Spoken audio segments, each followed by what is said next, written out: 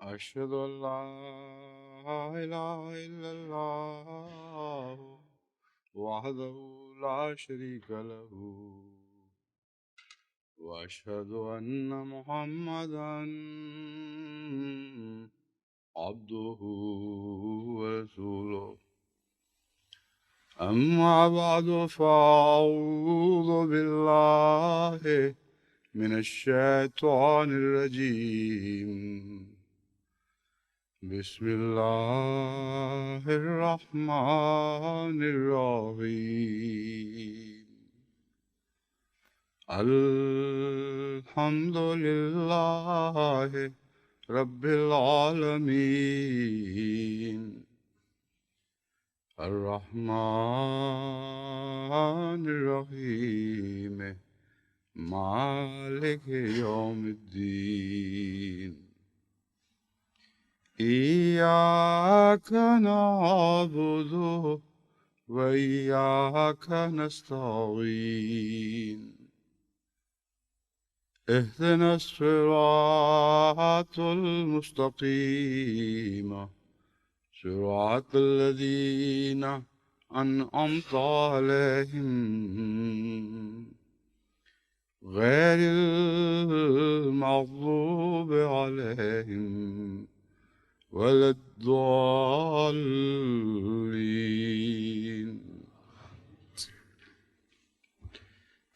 گزشتہ جمعہ میں نے غیر المغضوب علیہم کی تفسیر کے دوران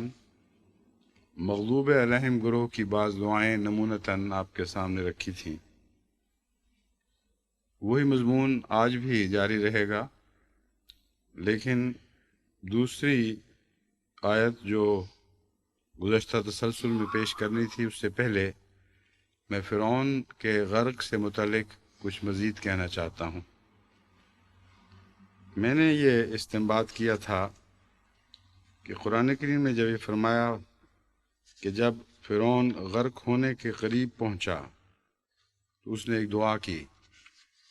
اور اس دعا کے نتیجے میں ہم نے اس کو یہ جواب دیا الآن وقد عصیت قبل وکنت من المفسدین. اب تو دعا کا وقت نہیں رہا، کیونکہ اس سے پہلے تو مسلسل نافرمانی کرتا رہا اور فساد پھیلاتا رہا. فَالْيَوْمَ نُنَجِّيكَ بِبَدَنِكَ، لیکن آج کے دن ہم تیرے بدن کو ضرور نجات دے دیں گے. لِتَكُونَ لِمَنْ خَلْفَكَ آیا، تاکہ وہ جو تیرے بعد آنے والے ہیں ان کے لیے تو عبرت کا نشان بن جائے. اس بحث میں نے یہ امکان پیش نظر رکھا تھا، اور میں اب بھی یہی یقین رکھتا ہوں کہ بدن کی نجات کا جو وعدہ فرعون کو دیا گیا تھا اس سے مراد محض لاش کی نجات نہیں، کیونکہ لاشیں تو بہتوں کے کنارے پہ پہنچ گئی ہوں گی، بہت سے ایسے ہیں، بلکہ اکثر فرعون وہی تھے جن کی لاشیں ہمیشہ کے لیے محفوظ کر دی گئی تھیں. تو خصوصیت کے ساتھ اس فرعون کی دعا کے نتیجے میں جب بدن کی نجات کا ذکر ہے تو اس سے یہ استنباط میں نے کیا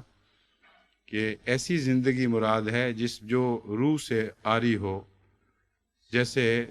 زومبی کہا جاتا ہے انگریزی میں. بعض ایسے لاش نما انسان ہوتے ہیں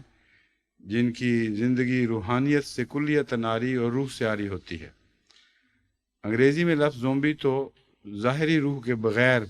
زندگی کا تصور پیش کرتا ہے، لیکن ننجی کا بے بدن کا میں جو مضمون ہے مراد یہ ہے کہ ہم تجھے زندگی تو دے دیں گے مگر نجات نہیں دیں گے، اور روحانیت سے عاری زندگی ہوگی. اس ضمن میں باقی آیات کے مطالعہ سے پتہ چلتا ہے جن میں فرعون اور اس کے ساتھیوں کے غرق کا ذکر ہے کہ سوائے ایک موقع کے ہر دوسری جگہ بنو اسرائیل کو نجات دینے اور ان کی پیروی کرنے والے، ان کے پیچھے آنے والے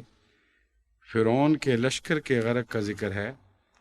لیکن ایک جگہ خود فرعون کے لفظ غرق کا بھی ذکر ہے. سوال یہ پیدا ہوتا ہے کہ اس موقع کے ساتھ اس مضمون کا کہیں تضاد تو نہیں جو میں بیان کر رہا ہوں. سورہ بقرہ میں ہے وَإِذْ فَرَقْنَا بِكُمُ الْبَحْرَ فَأَنْجَيْنَاكُمْ وَأَغْرَقْنَا آلَ فِرْعَوْنَ وَأَنْتُمْ تَنْظُرُونَ، یعنی ہم نے آل فرعون کو غرق کر دیا اور تم دیکھ رہے تھے۔ پھر سورہ انفال میں بھی وَأَغْرَقْنَا آلَ فِرْعَوْنَ کا ذکر ہے۔ پھر سورہ شعراء میں وَأَنْجَيْنَا مُوسَىٰ وَمَن مَّعَهُ أَجْمَعِينَ ثُمَّ أَغْرَقْنَا الْآخَرِينَ، ہم نے دوسروں کو غرق کر دیا کا ذکر فرمایا۔ اسی طرح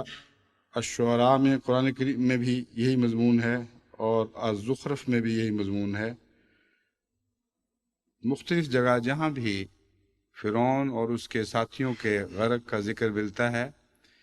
سوائے ایک سورہ شعراء کے سورہ الاسراء کے، باقی جگہ صرف اہل فرعون کے ساتھیوں یا فرعون کی قوم کے غرق کا ذکر ہے۔ سورہ الاسراء میں یہ مضمون ہے فَأَغْرَقْنَاهُ وَمَن مَّعَهُ جَمِيعًا، اور ہم نے فرعون کو اور اس کے ساتھ جو بھی تھے سب کو غرق کر دیا۔ اب سوال یہ ہے کہ ایک جگہ خدا تعالیٰ فرماتا ہے ہم نے اس کو غرق کر دیا، دوسری جگہ فرماتا ہے جب غرق قریب آیا اور اس نے دعا کی تو ہم نے اس سے بدنی نجات کا وعدہ کر لیا۔ تو کیا ان دونوں کے درمیان تضاد ہے یا کوئی مفاہمت کی صورت ممکن ہے؟ غرق کا لفظ جب میں نے ڈکشنری میں دیکھا تو معلوم ہوا کہ ہر جگہ جس کو ہم ڈوبنا اردو میں کہتے ہیں بالکل وہی مفہوم عربی میں غرق کا پایا جاتا ہے۔ کوئی شخص تیرنے کی کوشش کرتا ہو، بچنے کی کوشش کرتا ہو، لیکن ہار جائے اور پانی کے اندر ڈوب جائے۔ ڈوب مرنے کا معنی غرق کا کہیں میں نے نہیں دیکھا، اس لیے ان دونوں میں میرے نزدیک تضاد کوئی نہیں۔ جس طرح خدا تعالیٰ نے مچھلی کے پیٹ میں سے بھی ایک نبی کو زندہ بچا لیا تھا، جہاں اس کے بچنے کے امکان ایک عام ڈوبے ہوئے آدمی کے بچنے کے امکان کے مقابل پر بہت کم تھے۔ بارہا ہم نے دیکھا ہے کہ ایک شخص ڈوب جاتا ہے اور ڈوبے ہوئے کو ایسی حالت میں نکال لیا جاتا ہے کہ ابھی اس نے دم نہیں توڑا، اور پھر کوشش کر کے اس کو بچا لیا جاتا ہے۔ بس خدا تعالیٰ جہاں غرق کا لفظ استعمال فرماتا ہے،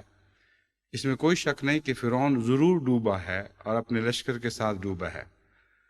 اور جہاں فرماتا ہے ہم تیرے بدن کو نجات بخشیں گے، اس میں بھی کوئی شک نہیں کہ ڈوبے ہوئے کے لیے ظاہری زندگی کے بچانے کا انتظام ممکن ہے، اور خدا تعالیٰ نے ایسا انتظام ضرور کیا ہوگا، کیونکہ اس وعدے کا خصوصیت کے ساتھ یہاں ذکر کرنا ایک گہرا پیغام رکھتا ہے، اور وہ پیغام اس وقت تو لوگوں کو سمجھ میں نہیں آ رہا تھا، اب کی دنیا میں ہمیں سمجھ آیا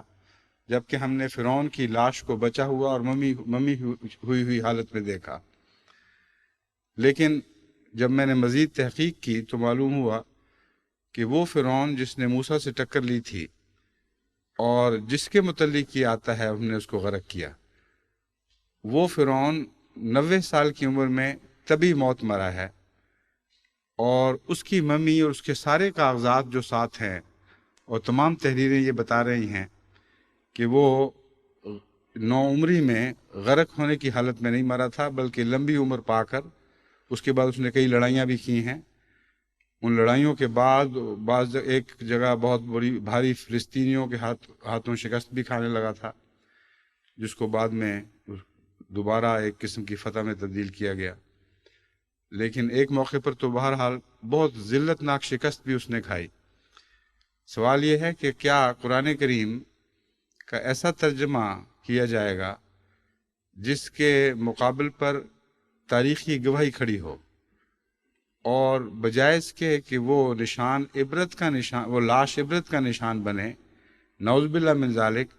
قرآن کریم پر شک ڈالنے کا ایک نشان بن جائے۔ ایک یہ پہلو ہے۔ دوسرا پہلو یہ ہے کہ قرآن کریم کے معنی پر غور کر کے اس کی خاص طرز کلام کو سمجھتے ہوئے ایسے معنی کیے جائیں جو بجائے اس کے کہ حقائق سے متضاد دکھائی دیں، حقائق کو اس رنگ میں پیش کریں کہ غیر معمولی طور پر خدا تعالیٰ کی شان ان سے ظاہر ہو، اور وہ لاش واقعتاً عبرت کا نشان بن جائے۔ میرا رجحان لازماً اس طرف ہے، اور میرے نزدیک غرق ہونے اور غرق ہونے کے بعد بچائے جانے میں کوئی تضاد نہیں ہے، بلکہ عام انسانی تجربہ ہمیں بتاتا ہے کہ بارہا ڈوبے ہوئوں کو بچا لیا گیا ہے، خاص طور پر فرعون کے ارد گرد جو اس کا محافظ عملہ تھا، اور خاص طور پر اس لیے کہ وہ دریائے نیل کے کنارے بسنے والے لوگ تھے، ان میں بڑے بڑے تیراک تھے، بہت ماہر غوطہ خور موجود تھے، ان لوگوں کا اپنے بادشاہ کو بچانے کی کوشش نہ کرنا بعید از فہم ہے۔ اس لیے ہرگز بعید نہیں، بلکہ میرے نزدیک واقعتاً یہی ہوا کہ فرعون کو ڈوبنے کے بعد اس کے ساتھیوں نے غوطہ خوری کے ذریعے جو بھی انہوں نے کوشش کی اس کی لاش کو نکالا، اور چونکہ خدا تعالیٰ نے وعدہ کر لیا تھا کہ میں تیرے بدن کو نجات بخش دوں گا، اس لیے وہ بدن زندہ رہا، اور ایک لمبے عرصے تک اس بدن کے ساتھ وہ چلتا پھرتا حکومت کرتا ہوا دکھائی دیا، لیکن اس کی روح کو نجات نہیں بخشی گئی، گویا زندگی میں ہی اس کی موت کا فیصلہ کر دیا گیا تھا، اور ایک ایسا قطعی فیصلہ تھا جو باقی سب سے اس کو جدا کرتا ہے۔ باقی لوگوں کے لیے آخر دم تک توبہ کا دروازہ کھلا رہتا ہے۔ اس سے زیادہ عبرت کا نشان اور کیا ہو سکتا ہے کوئی کہ ایک لمبی زندگی اور بادشاہت کی اور فخر کی زندگی اس کے سامنے پڑی ہو، اور اس کو معین طور پر خبر دی گئی ہو کہ تم پر ہر قسم کی توبہ کا دروازہ بند ہو چکا ہے، اب تم ایک ظاہری زندگی بسر کرو گے لیکن اس میں کوئی روحانیت نہیں ہوگی۔ تو یہ ساری باتیں میرے ذہن میں تھیں اور ہیں، اور اس کے باوجود میرا رجحان اسی طرف ہے کہ قرآن کریم نے جو وعدہ کیا تھا وہ بدنی زندگی کا وعدہ تھا، محض بدن کو عبرت کا نشان بنانے کا وعدہ نہیں تھا۔ اب ہم بقیہ آیات کی طرف متوجہ ہوتے ہیں۔ ایک دعا یہ بتائی گئی ہے، وَأَنذِرِ النَّاسَ يَوْمَ يَأْتِيهِمُ الْعَذَابُ فَيَقُولُ الَّذِينَ ظَلَمُوا رَبَّنَا أَخِّرْنَا إِلَىٰ أَجَلٍ قَرِيبٍ نُجِبْ دَعْوَتَكَ وَنَتَّبِعِ الرُّسُلَ أَوَلَمْ تَكُونُوا أَقْسَمْتُم مِّن قَبْلُ مَا لَكُم مِّن زَوَالٍ۔ اور تو لوگوں کو ڈرا اس دن سے جس دن عذاب ان کو آ لے گا، فَيَقُولُ الَّذِينَ ظَلَمُوا رَبَّنَا أَخِّرْنَا إِلَىٰ أَجَلٍ قَرِيبٍ، وہ لوگ جنہوں نے ظلم کیا ہے وہ خدا سے یہ استدعا کریں گے کہ اے خدا ہمیں کچھ اور مہلت دے دے، نجب دعوتک ونتبع الرسل، ہم تیری دعوت کو قبول کریں گے اور تیرے بھیجے ہوں کی پیروی کریں گے۔ اولم تکونوا اقسمتم من قبل ما لکم من زوال، کیا اس سے پہلے تم یہ قسمیں نہیں کھایا کرتے تھے کہ تمہیں کبھی کوئی زوال نہیں ہوگا؟ وَسَكَنْتُمْ فِي مَسَاكِنِ الَّذِينَ ظَلَمُوا أَنفُسَهُمْ وَتَبَيَّنَ لَكُمْ كَيْفَ فَعَلْنَا بِهِمْ وَضَرَبْنَا لَكُمُ الْأَمْثَالَ، اور تم ان لوگوں کے گھروں میں بسے رہے جنہوں نے تم سے پہلے اپنی جان پر ظلم کیے تھے، وَتَبَيَّنَ لَكُمْ كَيْفَ فَعَلْنَا بِهِمْ، اور تم پر خوب روشن ہو چکا تھا کہ ان کے ساتھ ہم نے کیا سلوک کیا تھا، وَضَرَبْنَا لَكُمُ الْأَمْثَالَ، اور ہم نے تمہارے سامنے مثالیں کھول کھول کر بیان فرمائی تھیں، وَقَدْ مَكَرُوا مَكْرَهُمْ وَعِندَ اللَّهِ مَكْرُهُمْ، اور جو مکر وہ کر سکے انہوں نے وہ سارے مکر کیے، اور اللہ کے پاس ان کے مکروں کا مکمل ریکارڈ موجود ہے۔ وَإِنْ كَانَ مَكْرُهُمْ لِتَزُولَ مِنْهُ الْجِبَالُ، خواہ ان کے مکر ایسے بھی تھے جس سے پہاڑ ٹل جاتے، لیکن اللہ تعالیٰ نے ان کے مکروں کو ناکام کر دیا۔ یہ جو دعا ہے یہ ویسی ہی دعا ہے جو اس سے پہلے بھی کئی دعائیں آپ کے سامنے پیش کی جا چکی ہیں، کہ عین اس وقت جب کہ خدا کا فیصلہ آ جائے اس وقت کی دعا قبول نہیں ہوا کرتی۔ اس سے پہلے فرعون کی دعا کی بھی مثال گزری ہے، لیکن اس میں خدا تعالیٰ نے خود استثناء فرمایا ہے کہ جزوی طور پر میں تیری بات مانوں گا لیکن مکمل طور پر نہیں مانی جائے گی۔ اکثر دعائیں تو وہ بیان کی گئی ہیں جو عذاب قیامت کے دن جہنم کے سامنے پیش کرتے ہوئے جہنم کے اندر ظالموں کی التجائیں ہیں اور ان سب کے رد ہونے کا ذکر ہے۔ کچھ دعائیں وہ ہیں جو موت کا منہ دیکھ کر یا عذاب کا منہ دیکھ کر کی جاتی ہیں، ان کے بھی اکثر رد ہونے کا ذکر ہے۔ سوال یہ ہے کہ ان کی دعائیں صرف 2-3 مضمونوں پہ کیوں مشتمل ہیں؟ وجہ یہ ہے کہ مومن کو تو ایک لمبی زندگی ملتی ہے ابتلاؤں کی ایسے دور میں، جبکہ دعائیں قبول ہو سکتی ہیں، وہ دعائیں کرتا ہے اور دعائیں مقبول ہوتی ہیں، اور اس کے بے شمار نمونے ہیں جو اس کی مختلف زندگی کے حالات پر چسپاں پاتے ہیں۔ لیکن کافر کی دعائیں ہوتی اس وقت کی ہیں جبکہ آخری وقت پہنچا ہو، اس لیے صرف نجات کی چند دعائیں یا عذاب سے بچنے کی دعا کے سوا آپ کو کوئی دعا نظر نہیں آئے گی۔ ان کو دعا کا شعور نہیں ہوتا، اس لیے دعا کے بہت تھوڑے نمونے ہیں جو قرآن کریم نے ہمارے سامنے رکھے ہیں، لیکن ان پر بھی جب غور کریں تو ان سے ہمیں بہت سی نصیحت ملتی ہے۔ یہاں ایک عجیب بات یہ ہے کہ دعا یہ ذکر فرمایا کہ جب وہ عذاب کا منہ دیکھیں گے تو بچنے کے لیے دعا کریں گے، لیکن جو جواب اللہ تعالیٰ نے دیا ہے اس کا بظاہر اس دعا سے تعلق نہیں ہے۔ فرمایا اولم تکونوا اقسمتم من قبل ما لکم من زوال، کیا تم وہی لوگ نہیں ہو جو اس سے پہلے قسمیں کھایا کرتے تھے کہ تم پر کبھی زوال نہیں آئے گا؟ وہ تو یہ دعا کر رہے ہیں کہ اے خدا ہمیں بچا لے، ہم توبہ کریں گے، ہم سے عذاب ٹال دے تاکہ ہم دوبارہ موقع پائیں کہ تیرے رسولوں کی پیروی کریں اور تجھ پر ایمان لائیں۔ لیکن جواب یہ دیا جا رہا ہے کیا اس سے پہلے تم ہی لوگ یہ قسمیں نہیں کہا کرتے تھے کہ ہمیں کوئی زوال نہیں آئے گا؟ اصل بات یہ ہے کہ یہاں ان کافروں کا ذکر ہے جو زمین میں تکبر کرتے ہوئے خدا کی جگہ لینے کی کوشش کرتے ہیں اور خدا کے بھیجے ہوں کو ایسے چیلنج کرتے ہیں کہ جن کے نتیجے میں گویا خدائی کے اختیارات ان کو مل چکے ہیں، اور کھلے کھلے چیلنج کرتے ہیں کہ جو کچھ کرنا ہے کر لو، جو عذاب لا سکتے ہو لے آؤ، ہم پر کبھی کوئی زوال نہیں آئے گا، ہمیں ہمیشگی کی بادشاہت عطا ہوئی ہے، ہماری طاقت کو کوئی نقصان نہیں پہنچا سکتا۔ تو یہ ساری کہانی ہے جو اس قسم کے اندر بیان فرما دی گئی۔ تم یہ کہا کرتے تھے اور قسمیں کھایا کرتے تھے کہ تمہیں زوال نہیں آئے گا۔ کن معنوں میں زوال نہیں آئے گا؟ جب وہ انبیاء سے ٹکر لیتے تھے تو ان کو کہا کرتے تھے کہ جو کرنا ہے کر گزرو، جو دعائیں کرنی ہے کرو،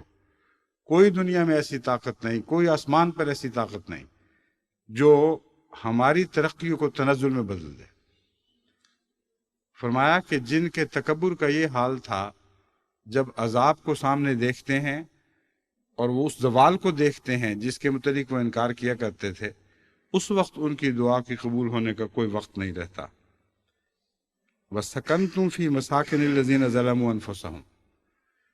یہاں ہر جگہ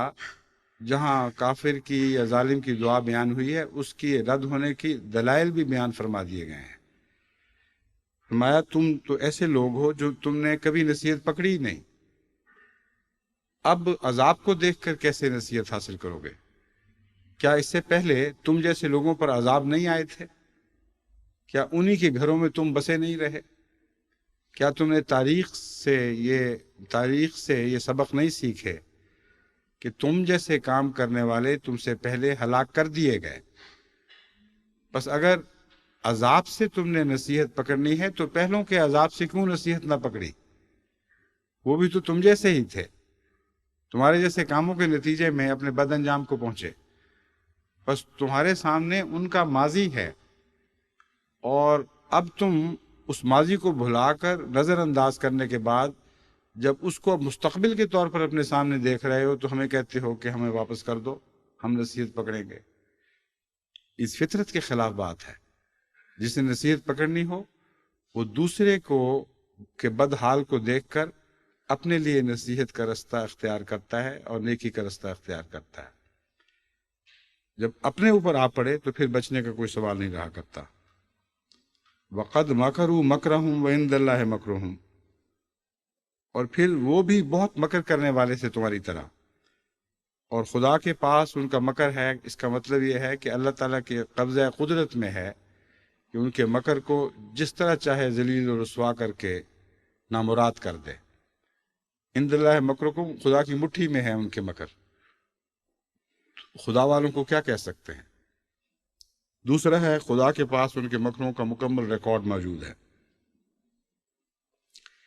وَإِن كَانَ مَكْرُهُمْ لِتَزُولَ مِنْهُ الْجِبَالُ، اگر ایسے ایسے مکر بھی ان کے پاس ہوتے جس سے پہاڑ ٹل جاتے، تب بھی خدا کے قبضہ قدرت میں تھے، خدا کی مرضی کے بغیر وہ سارے مکر بے اثر رہتے اور بے اثر رہے۔ تو جو دعا آخر پر نامنظور کی جاتی ہے اس کا فلسفہ بھی خدا تعالیٰ ساتھ ساتھ بیان فرماتا چلا جا رہا ہے۔ وَإِذْ قَالَ رَبُّكَ لِلْمَلَائِكَةِ إِنِّي خَالِقٌ بَشَرًا مِّن صَلْصَالٍ مِّنْ حَمَإٍ مَّسْنُونٍ، یہ وہ دعا اس کے بعد، اس ذکر کے بعد کہ کس طرح ہم نے انسان کو ایک گلی سڑی مٹی سے پیدا کیا اور پھر فرشتوں کو اس کی اطاعت کا حکم دیا۔ فرماتا ہے سب نے اطاعت کی سوائے ابلیس کے۔ جب خدا نے پوچھا لم کہ کیوں تو نے ایسی اطاعت نہیں کی، اس نے یہ کہا قال لم اکل لاسجد لبشر خلقتہ من صلصال من حمأ مسنون، کہ میں ان میں سے نہیں ہوں جو ایک ایسی ذلیل چیز کی اطاعت کریں جسے تو نے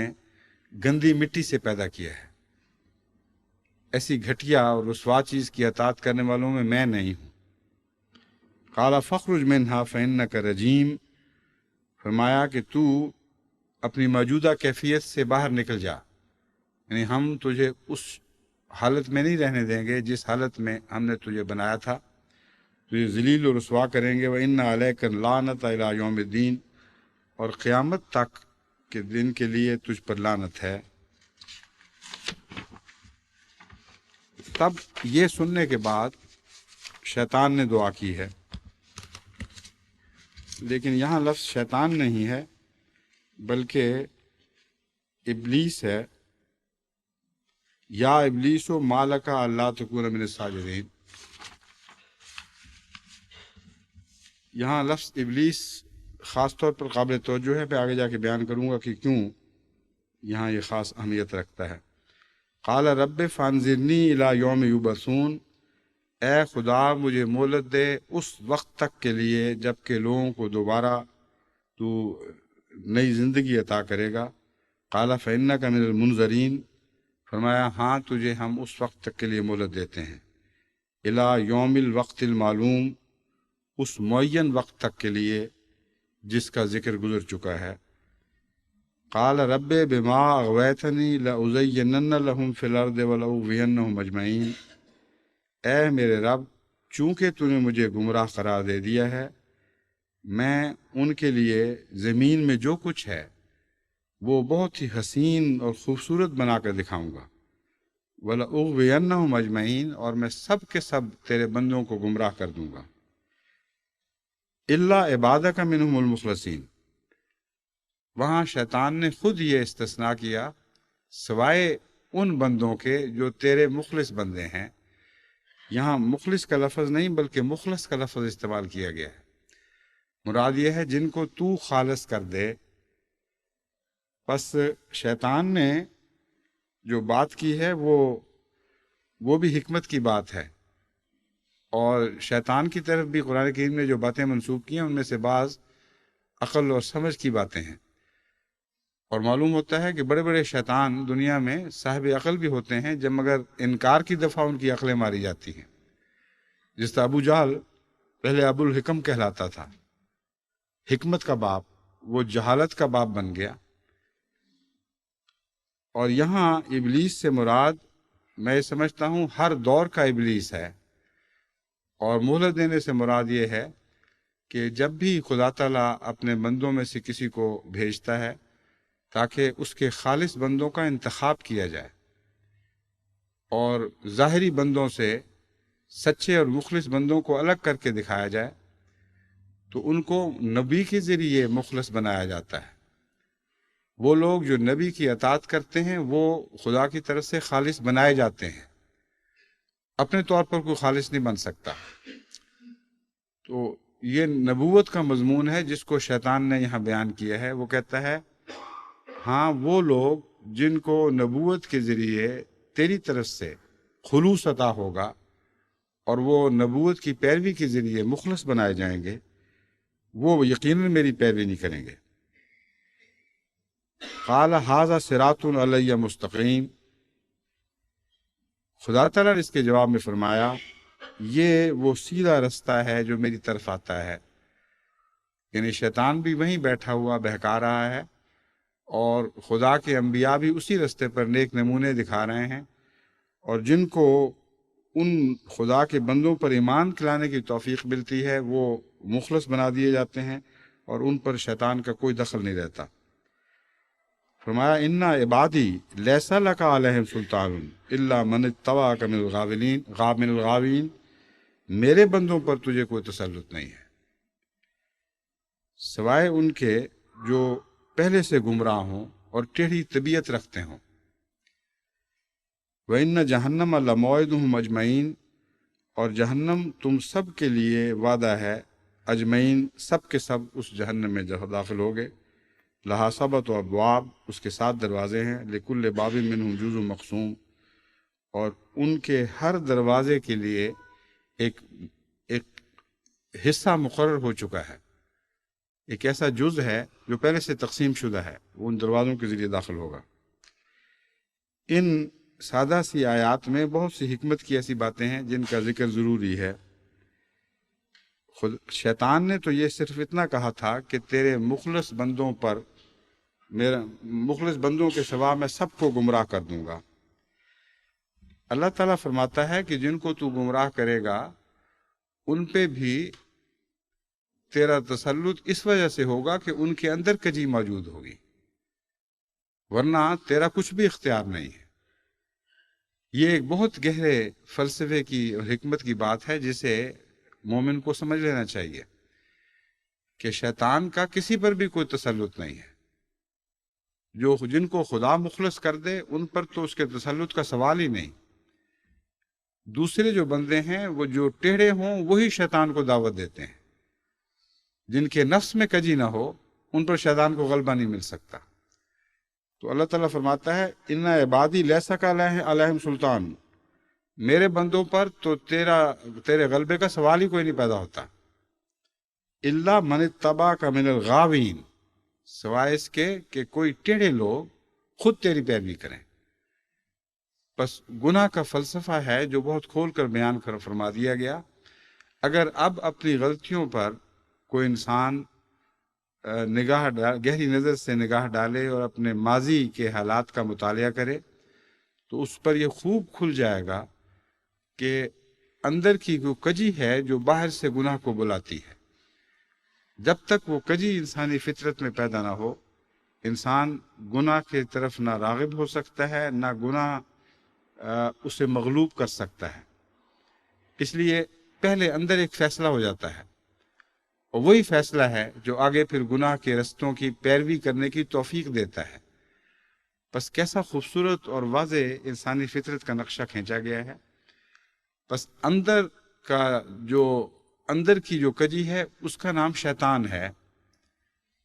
اور باہر سے بلانے والے جو ہیں وہ ابلیس ہیں۔ اور آن حضرت صلی اللہ علیہ وآلہ وسلم کے دور میں بھی ابو جہل ایک ابلیس تھا، اور اسی طرح ہر دور میں بہت سے ابلیس پیدا ہوتے ہیں، ضروری نہیں کہ صرف ایک ہی ہو۔ وہ بدیوں کی طرف بلاتے ہیں، اور ہر انسان کے اندر ایک شیطان ہے، جیسا کہ آن حضرت صلی اللہ علیہ وآلہ وسلم نے فرمایا کہ ہر شخص کی رگوں میں شیطان دوڑ رہا ہے، اور ہر شخص کا اپنا شیطان ہے۔ جب پوچھا گیا کہ یا رسول اللہ آپ کا بھی شیطان ہے؟ آپ نے فرمایا ہاں، لیکن وہ مسلمان ہو گیا، یعنی میرے اندر کوئی کجی رہی نہیں۔ یہ بہت گہرا فطرت کا راز ہے۔ ہر انسان کی رگوں میں کچھ نہ کچھ کجی موجود ہوتی ہے جو اسے باہر کی بد آواز کے سامنے سر جھکانے پر آمادہ کر دیتی ہے، اور اصل خطرناک شیطان اندر کا شیطان ہے۔ اور وہ شیطان اگر مسلمان ہو جائے تو پھر کسی کو دنیا میں اس شخص کے اوپر غلبہ نہیں نصیب ہو سکتا، یعنی خدا کے سوا کسی کو اس شخص پر غلبہ نصیب نہیں ہو سکتا۔ تو اس انسانی گہری فطرت کے راز کو سمجھنے کے بعد ایک انسان شیطانی اثرات سے یا ابلیسی اثرات سے بہتر رنگ میں بچ سکتا ہے۔ اور مزید پھر اس بات کو واضح فرما دیا کہ یہاں فطرت انسانی کی بات ہو رہی ہے۔ فرمایا جہنم جس میں یہ لوگ داخل کیے جائیں گے، لہا سبت و ابواب، اس کے 7 دروازے ہیں۔ جنت کے بھی 7 دروازے بتائے گئے ہیں اور جہنم کے بھی 7 دروازے بتائے گئے ہیں۔ اس ضمن میں ایک مرتبہ ربہ میں آغاز کے سالوں میں نے ایک خطبہ دیا تھا جس میں سمجھایا تھا کہ ان دروازوں سے کیا مراد ہے۔ 5 تو حواس خمسہ ہیں، کان کا دروازہ، آنکھ کا دروازہ، شامہ قوت شامہ کا دروازہ، مزے کا دروازہ، لمس کا دروازہ وغیرہ وغیرہ۔ یہ 5 سوراخ ایسے ہیں جن کے ذریعے انسان بیرونی دنیا سے رابطہ کرتا ہے۔ اگر ان دروازوں پر پہرے نہ بٹھائے گئے ہوں تو جہاں بھی کمزوری ہوگی وہاں سے کوئی اچکا داخل ہو سکتا ہے، کوئی چور آ سکتا ہے۔ بس جو لوگ ان دروازوں کی حفاظت کریں وہ خدا کے فضل کے ساتھ امن میں رہتے ہیں۔ لیکن 2 دروازے اندر بھی ہیں، ان میں سے ایک دماغ کا دروازہ ہے اور ایک دل کا دروازہ ہے، اور یہ وہ دونوں دروازے ایسے ہیں جو تمام 5 اثرات کو قبول کرتے یا رد کرتے ہیں، اور ان اثرات کے نتیجے میں ان کی اپنی ایک شخصیت پیدا ہوتی ہے۔ ایک شخصیت ذہنی قابلیتوں کی شخصیت ہے، ایک شخصیت جذباتی قابلیتوں کی شخصیت ہے، اور یہ دونوں چیزیں بیرونی اثرات سے رفتہ رفتہ بنتی ہیں، اور اندرونی قابلیتوں کے اوپر جب بیرونی اثرات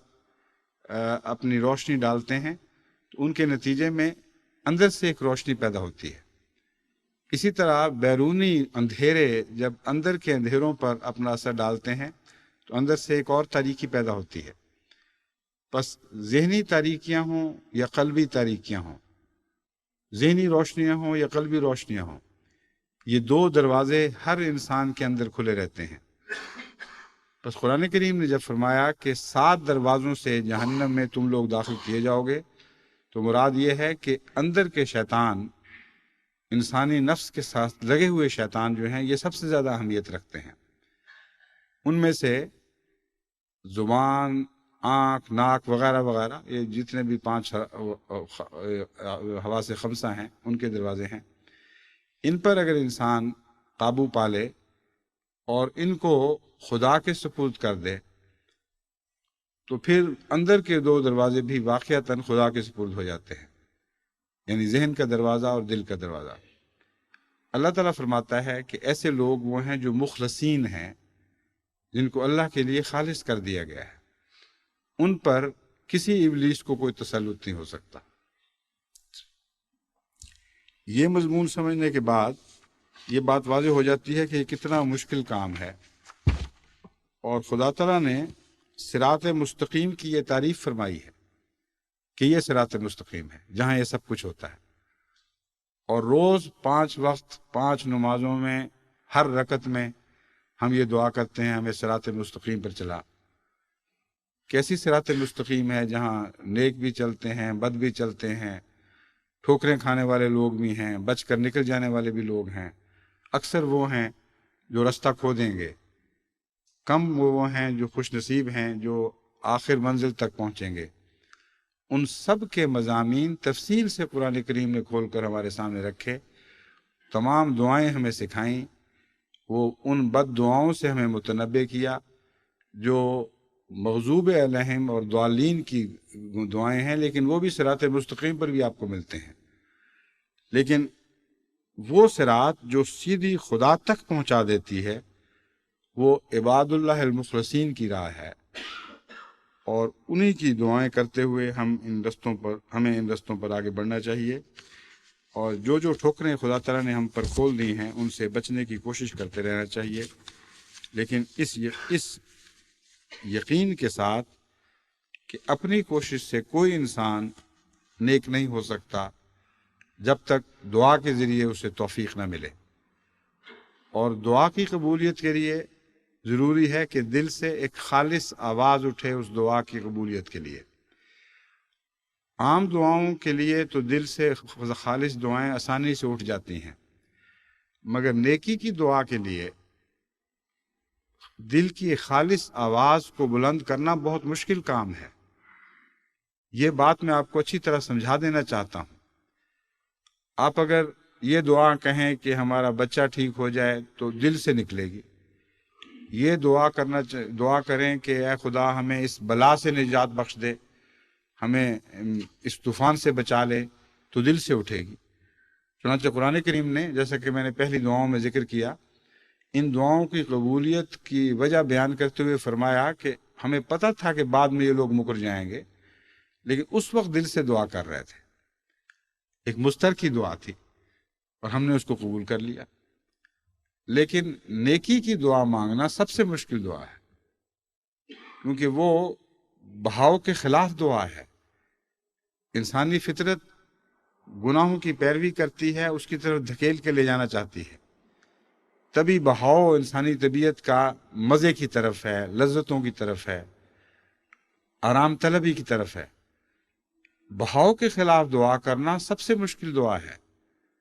واقعتاً نیکی کی دعا مانگتے ہوئے ہر انسان اگر اپنے نفس کو کریت کر دیکھے اور یہ غور کرے کہ واقعتاً وہ خدا سے ان سب چیزوں سے بچنے کی دعا مانگ رہا ہے، تب اس کو پتہ چلے گا کہ وہ دعا کچھ نیم جان سی دعا تھی۔ انسان کہتا ہے کہ مجھے نیکی عطا کر، لیکن ساتھ ڈرتا بھی ہے اور پوری طرح نیت بھی نہیں رکھتا۔ ایک شخص رزق حلال کی دعا مانگتا ہے مثلا، اب روزانہ اس کے لیے رزق حرام کئی قسم طرح سے بہت خوبصورت بن کر ظاہر ہوتا ہے۔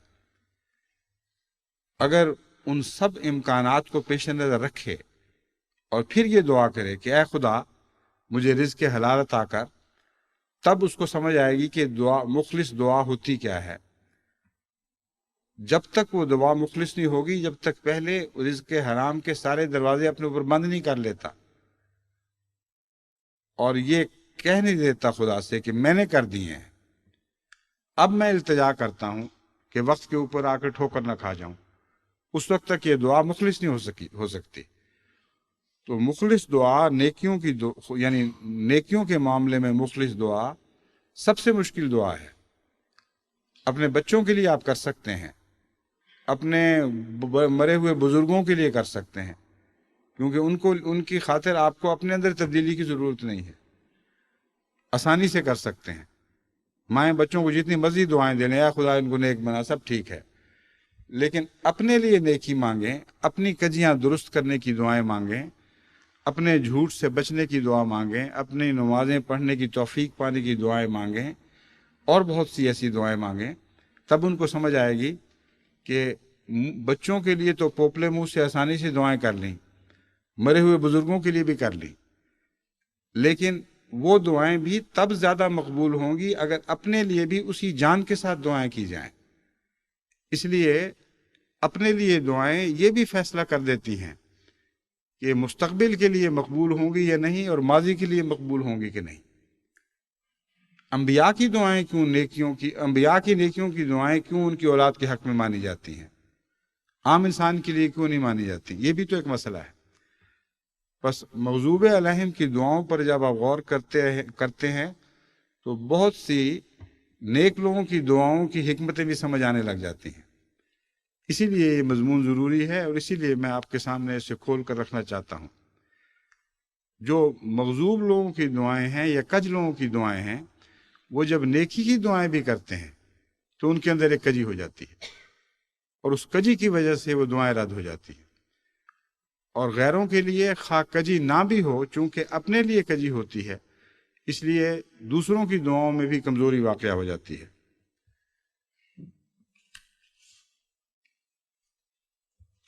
ایک دعا ہے قیامت کے دن، دعا ہے یا سوال کہہ لیجئے، پوری دعا نہیں بنتی، ایک سوال ہے، اور وہ یہ کہ خدا تعالیٰ جب کسی کو اندھا بنا کر اٹھائے گا، یعنی دوسری دنیا میں نور سے عاری کر دے گا، بصیرت سے عاری فرما دے گا، تو وہ یہ کہے گا قال رب لما حشرتنی اعمیٰ وقد کنت بصیرا، کہ اے میرے رب تو نے مجھے اندھا کیوں اٹھا دیا، میں تو دنیا میں دیکھا کرتا تھا۔ قال کذالک اتتک آیاتنا فنسیتہا، اللہ فرمائے گا کہ اسی لیے، یعنی دلیل یہ ہے کہ تیرے پاس میرے نشانات آیا کرتے تھے یا آتے رہے اور تو نے انہیں نظر انداز کر دیا۔ نسیتہا کا معنی یہاں بھلا دینا ان معنوں میں نہیں کہ ایک چیز یاد تھی اور بھلا دی گئی۔ نسیتا کا معنی ہے انہیں اس طرح نظر انداز کر دیا گویا وہ بھول چکے تھے، فراموش کر دیا ان کو، ان کی طرف توجہ ہی نہیں کی۔ وَكَذَلِكَ الْيَوْمَ تُنْسَىٰ، اور آج تجھے اسی طرح بھلا دیا جائے گا۔ دیکھتے ہوئے نہ دیکھنے کا مضمون ہے جو بیان ہوا ہے۔ تنسا کا نسیتہا کا مطلب یہ نہیں ہے کہ تو نے کوئی یاد چیز کو بھلا دیا، بلکہ مراد یہ ہے کہ تیرے سامنے تھی اور تو نے دیکھا ہی نہیں، نظر انداز کر دیا۔ تو جو چیز اپنی مرضی سے تو نے نہیں دیکھی، آج تجھے نظر ہی نہیں آئے گی، اور آج تو بھی اسی طرح خدا کے سامنے بھلا دیا جائے گا اور تیری ضرورتوں کی پرواہ نہیں کی جائے گی۔ یہ بہت ہی دردناک سزا ہے، اور یہ سزا ہم دنیا میں اپنے لیے بناتے چلے جاتے ہیں۔ جب خدا کی طرف سے کوئی بات ظاہر ہو جائے، اسے دیکھنے کے باوجود آنکھیں بند کر لی جائیں، تو اس پر یہ مضمون صادق آتا ہے۔ میں نے بہت سے تبلیغ کے دوران مولویوں سے باتیں کی ہیں، اور میں ذاتی طور پر جانتا ہوں، نظر آتے تھے وہ لوگ اپنی آنکھیں بند کرتے ہوئے۔ جب ان کے سامنے کھلی کھلی بات رکھی گئی تو ان کے چہروں پر آپ خوف کے آثار دیکھ سکتے تھے۔ آپ جانتے تھے کہ ان کو نظر آ گیا ہے، لیکن بڑی پریشانی کے ساتھ انہوں نے اس رخ کو موڑا ہے اور کوشش کر کے مضمون کو بدلتے تھے۔ یہ ان لوگوں کا ذکر ہے، اور بعض دفعہ انسان روزمرہ کی زندگی میں مومن ہوتے ہوئے بھی ایسی غلطیاں کر جاتا ہے۔ اس لیے اس سوال کا جواب خدا نے ہمیشہ کے لیے دے دیا کہ تم آئندہ کی زندگی کے لیے اپنی بصارت اور بصیرت خود بناؤ گے یا خود بگاڑو گے۔ اگر اس دنیا میں تم اندھے بن کے رہو گے تو قیامت کے دن بھی اندھے ہی اٹھائے جاؤ گے، اور اگر اس دنیا میں روشنی پاؤ گے تو پھر قیامت کے دن بھی روشنی عطا ہوگی۔ اس کا تعلق صرف آنکھوں سے نہیں بلکہ حواس خمسہ سے ہے۔ تمام حواس کا تعلق خدا تعالیٰ کی بعض فرما برداریوں اور بعض نشانات سے ہے، اور جہاں جہاں انسان ان کو بھلاتا ہے، وہاں اگر پرکلیتاً ان پر فالج نہیں گرا دیتا تو کم سے کم ان حصوں کو بیمار کر دیتا ہے، اور قیامت کے دن ان حصوں سے اس نے جنت کی لذتیں پانی ہیں یا ان جنت سے محرومی کے نتیجے میں عذاب دیکھنا ہے۔ اس لیے بہت ہی احتیاط کی ضرورت ہے کہ اس دنیا میں ہم اپنے حواس خمسہ کو اس طرح استعمال کریں کہ ان سے ملتے جلتے ان سے تعلق رکھنے والے حواس خمسہ آئندہ کی دنیا میں پیدا ہوتے رہیں۔ چنانچہ جب میں نے کہا کہ اس کا تعلق صرف آنکھوں سے نہیں بلکہ دوسرے حواس سے بھی ہے، اس کی وجہ یہ ہے کہ قرآن کریم اس کے بعد فرماتا ہے وَكَذَلِكَ نَجْزِي مَنْ أَسْرَفَ وَلَمْ يُؤْمِنْ بِآيَاتِ رَبِّهِ، ہم اسی قسم کا سلوک ہر اس شخص سے کرتے ہیں جو اسراف سے کام لیتا ہے اور خدا تعالیٰ کے نشانات پر ایمان نہیں لاتا اور ان کا انکار کرتا ہے۔ وَالْعَذَابُ الْآخِرَةِ أَشَدُّ وَأَبْقَىٰ، اس ضمن میں جو بعد میں آنے والا عذاب ہے وہ زیادہ سخت ہوگا اور باقی رہنے والا ہوگا۔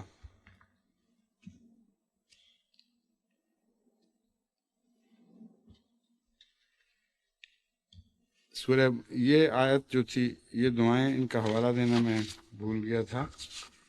کہ جب چھپیں گی تو ان میں آ جائے گا۔ یہ دعا جو ہے قال رب لما حشرتنی اعمیٰ، یہ سورہ طٰہٰ 125 تا 128۔ سورہ مومنون کی 100 تا 102 آیات میں اللہ تعالیٰ فرماتا ہے حتیٰ اذا جاء احدهم الموت قال رب ارجعون، یہاں تک کہ جب ان میں سے کسی ایک کو موت آ جائے تو وہ یہ کہے گا اے خدا مجھے لوٹا دے، لعلی اعمل صالحا فیما ترکت کلا، تاکہ میں جو جگہ چھوڑ کر آیا ہوں اس جگہ واپس جا کر نیک اعمال بجا لاؤں، یعنی اپنی زندگی کو نئے اعمال سے زینت دوں۔ کلا، خبردار ایسا نہیں ہوگا، انہا کلمۃ ہو قائلها، یہ تو محض منہ کی بات ہے جو یہ شخص کہہ رہا ہے۔ ومن ورائہم جہنم برزخ الی یوم ومن ورائہم برزخ الی یوم یبعثون، اور ایسے لوگوں کے پیچھے ایک پردہ ہے جو قیامت کے دن تک ان کے درمیان اور حقیقت کے درمیان لٹکا رہے گا۔ فَإِذَا نُفِخَ فِي الصُّورِ فَلَا أَنْصَابَ بَيْنَهُمْ يَوْمَئِذٍ وَلَا يَتَسَاءَلُونَ، جب سور پھونکا جائے گا تو اس دن ان کے درمیان کوئی قرابتیں باقی نہیں رہیں گی اور نہ وہ ایک دوسرے کا حال پوچھ سکیں گے۔ ایک بات تو بارہا پہلے گزر چکی ہے کہ جب پکڑ کا وقت آ جائے، جب موت آ جائے، اس وقت بچنے کی کوئی دعا کارآمد نہیں ہوتی۔ ان مضامین کو جب دہرایا جاتا ہے تو بے وجہ نہیں دہرایا جاتا، بلکہ ان کے ساتھ مزید کچھ اور مضامین بیان کر دیے جاتے ہیں۔ قرآن کریم میں در حقیقت ایک بھی ریپیٹیشن نہیں ہے۔ بہت سی جگہ آپ کو بعض مضامین دہرائے ہوئے دکھائی دیں گے اور انسان سمجھتا ہے کہ وہی مضمون دوبارہ۔ اس کے دو فائدے ہیں۔ ایک فائدہ تو یہ ہے کہ بار بار بعض مضامین نظر کے سامنے آئیں تو زیادہ گہرا ان پر اثر پڑتا ہے، وہ انسانی فطرت پر اثر پڑتا ہے۔ لیکن ایک اور فائدہ یہ ہے کہ ان دہرائے ہوئے مضامین کو مختلف شکلوں میں پیش کیا جاتا ہے، اور ایک بھی قرآن کریم میں ایسی دہرائی نہیں جس کا پس منظر یا بعد میں آنے والی آیات اس مضمون پر کوئی نئی روشنی نہ ڈالتے ہوں۔ اس لیے کہیں بھی محض تکرار نہیں ہے، بلکہ ہر تکرار کے ساتھ کچھ حکمتیں ایسی پوشیدہ ہیں جو پہلے موقع پر بیان نہیں ہوئی تھیں یا ان کے بعض پہلو بیان نہیں ہوئے تھے۔ چنانچہ یہاں بھی یہی بات ہے، لعلی اعمل صالحا فیما ترکت کلا فرما کر بظاہر وہی باتیں پیش کی گئی ہیں جو پہلے بھی کئی دفعہ پیش ہو چکی ہیں، مگر اس کے بعد اللہ تعالیٰ فرماتا ہے وَمِن وَرَائِهِمْ بَرْزَخٌ إِلَىٰ يَوْمِ يُبْعَثُونَ، اور ان کے درمیان ایک پردہ ہوگا جو قیامت کے دن تک لٹکا رہے گا۔ کن کے درمیان پردہ ہے، یہ بحث ہے۔ ایک مضمون تو یہ ہے کہ مستقبل میں جو کچھ ان کے لیے ظاہر ہونا ہے وہ پوری طرح ان کو دکھائی نہیں دے گا اور ایک پردہ ہوگا، لیکن جب مزید غور کریں تو معلوم ہوتا ہے کہ اعمال صالحہ کے درمیان اور ان کے درمیان ایک پردہ ہے جو کبھی نہیں اٹھایا جائے گا، اور انہیں اعمال صالحہ کی توفیق مل ہی نہیں سکتی، جس کا مطلب یہ ہے کہ زندگی میں اگر کوئی شخص بدی کی حالت میں اٹھایا جاتا ہے تو جس حد تک امکان تھا اس کے بچنے کا وہ امکان اس کو مہیا کیا جا چکا ہے، اور جس شخص کو ابھی اور بھی آزمائش میں ڈالنا ہو اور ابھی اس کی صلاحیتیں پوری طرح استعمال نہ ہوئی ہوں، اور یہ امکان ہو کہ ابھی کچھ اور امتحان باقی ہیں، ایسے شخص کو اگر وہ بد ہے تو بدیوں میں لمبی زندگی ملتی ہے، اور اگر وہ نیک ہے تو نیکی میں اور لمبی زندگی ملتی ہے۔ لیکن کوئی شخص اس وقت تک نہیں مرتا جب تک وہ اپنی نیکی یا بدی کی کیفیتوں میں اس حد تک آزمایا نہ جا چکا ہو کہ جس کے بعد یہ یقین سے کہا جا سکتا ہو کہ اب اس کے بعد اگر اسے 1,00,000 سال کی زندگی بھی ملے تو اس کے اندر تبدیلی پیدا نہیں ہوگی، اگر کروڑ سال کی زندگی بھی ملے تو اس کے اندر تبدیلی پیدا نہیں ہوگی۔ یہی مضمون ہے جو اللہ تعالیٰ نے فرمایا ہے ان کے من ورائہم برزخ الی یوم یبعثون، زندگی کی حد تک ہم نے ان کو دیکھ لیا۔ یہ جو کہتے ہیں کہ ہمیں دوبارہ موقع ملے گا تو ہم نیک اعمال کریں گے، یہ سب بکواس جھوٹ ہے، منہ کی باتیں ہیں۔ قیامت تک اب یہ لوگ نیکی کی توفیق نہ پانے والے ہیں، تب ہم نے ان کو ایسی حالت میں اٹھایا ہے۔ اور پھر اس مضمون کو آگے بڑھا کر فرمایا وَإِذَا نُفِخَ فِي الصُّورِ فَلَا أَنْصَابَ بَيْنَهُمْ يَوْمَئِذٍ وَلَا يَتَسَاءَلُونَ، ان کے اور ان کے نیک ساتھیوں کے درمیان کوئی رشتہ بھی باقی نہیں رہے گا۔ جس طرح ان کے اور ان کے اعمال کے درمیان کوئی رشتہ نہیں، اسی طرح ان کے اور ان کے وہ رشتہ دار جو نیک تھے ان کے درمیان کوئی رشتہ دوبارہ اب قائم نہیں ہوگا، بلکہ ان کے بدوں کے ساتھ رشتے رہیں گے۔ اور جس طرح یہاں انسان اپنے نیک ساتھیوں کے بھی حال پوچھ لیا کرتا ہے، اولاد ہو یا ماں باپ ہوں یا اور عزیز ہوں اقربا ہوں، ان میں نیک اور بد اکٹھے رہتے ہیں، لیکن یہاں مرنے کے بعد فرمایا کہ بدوں اور نیکوں کی دنیا الگ کر دی جائے گی، اور وہ ایک دوسرے کے حال پوچھنے کی بھی توفیق نہیں پائیں گے، سوائے اس کے کہ قرآن کریم میں بعض جگہ نمونتاً خدا تعالیٰ سے استدعا کی گئی ہے کہ ہمیں ان لوگوں کا حال دکھا، اور خدا تعالیٰ ان کو توفیق دے گا کہ نمونتاً دوسرا حال دیکھ لیں۔ وہ ایک الگ مضمون ہے جو استثناء کے طور پر ہے، اس آیت میں عمومی مضمون ہے جو بیان ہوا ہے۔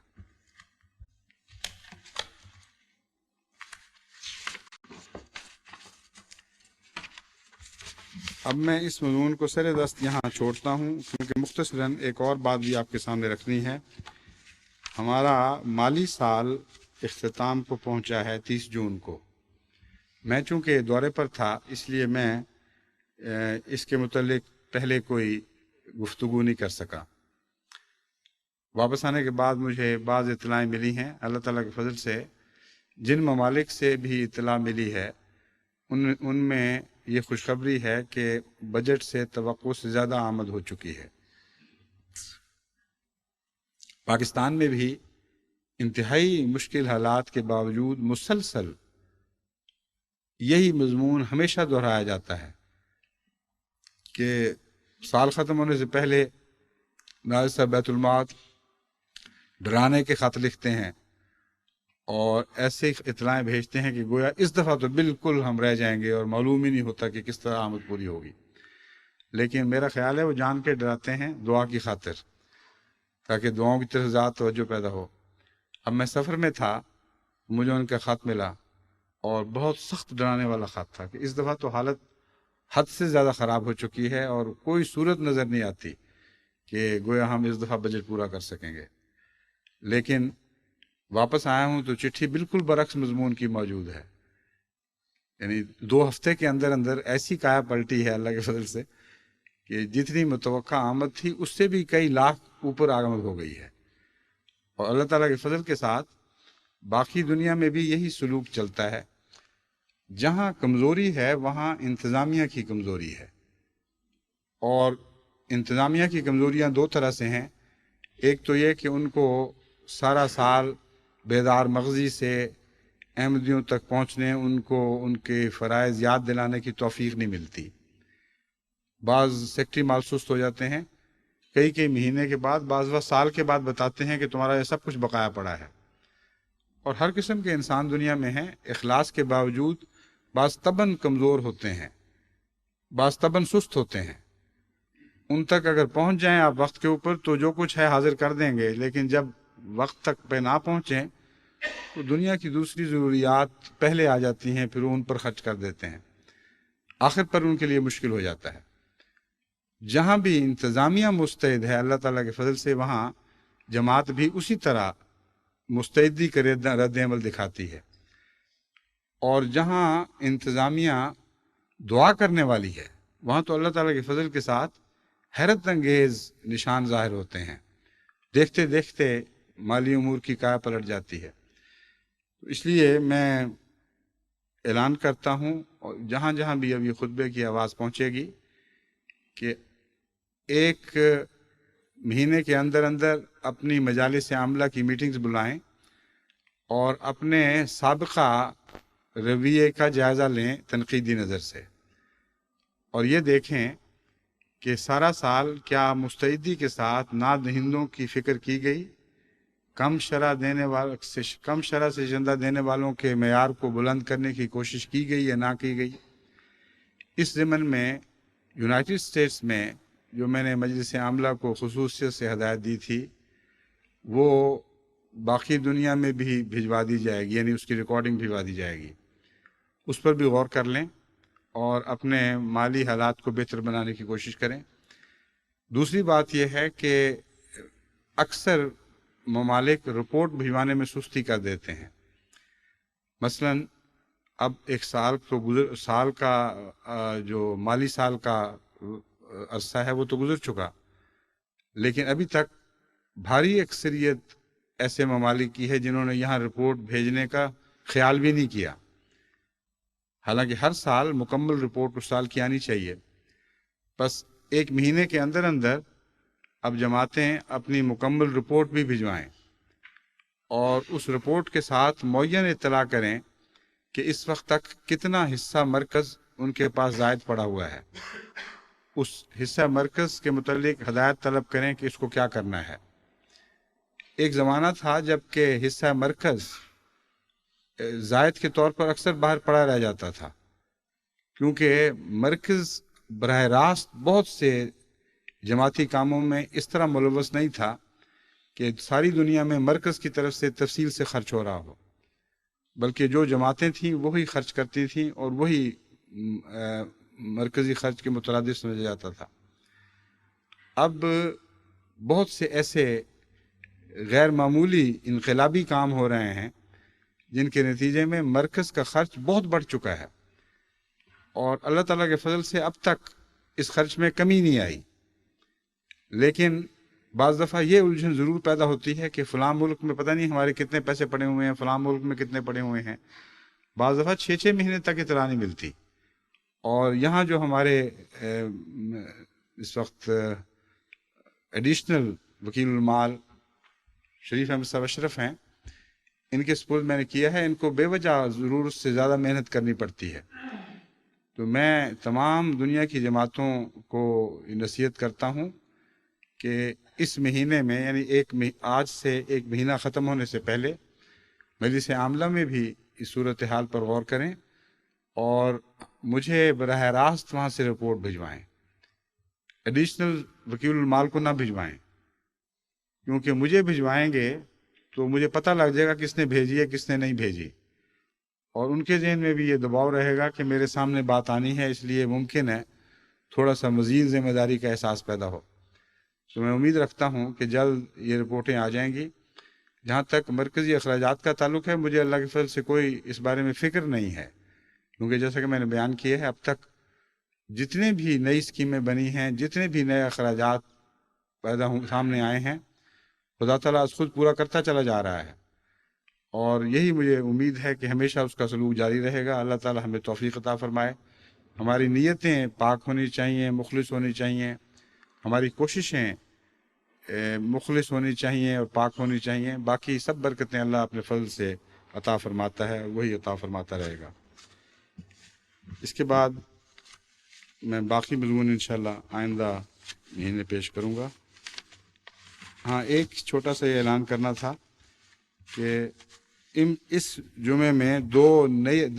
نئے ممالک کا اضافہ ہوا ہے جو براہ راست مواصلاتی ذرائع سے یہ خطبہ سن رہے ہیں۔ ایک تنزانیہ ہے اور ایک نیوزی لینڈ۔ تو یہ سلسلہ خدا کے فضل سے پھیلتا چلا جا رہا ہے۔ اللہ کرے آئندہ ایسے انتظام بھی ہوں کہ آڈیو ویڈیو دونوں طرح سے بیک وقت ساری دنیا میں جماعت خطبے اور بعض اہم تقاریر سے مستفید ہو سکے۔